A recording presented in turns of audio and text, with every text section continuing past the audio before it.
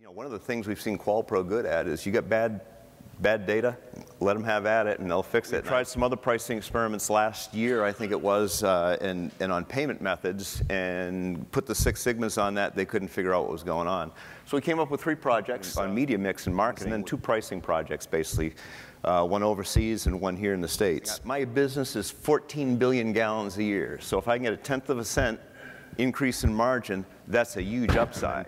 You look at 14 billion gallons, that's a little over, I think, a 1.1 billion Phillips a year. So it's a lot of people that come into the stations that we want to keep returning to our place of business. So, you know, we did it over the 3 brands, Phillips 66, Conoco 76, as I said before, 7,000 sites. You know, margin was what we're looking at. How do we do better on margin? How do we stay closer to the market every day? Because if we make a mistake on pricing and we hurt our customers, we end up paying for that one way or the other.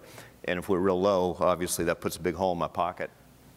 So here are the 3 primary business measures that we look at over there between volume, margin, things like that. And less than 2 weeks, we had them all going a positive direction.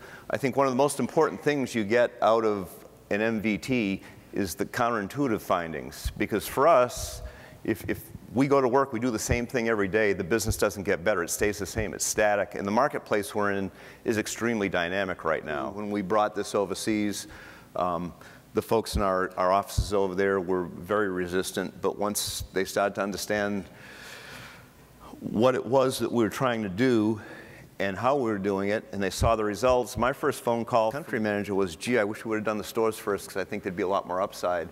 And I thought the pricing piece that we had just done had more upside than any other project I could come up with in my arena.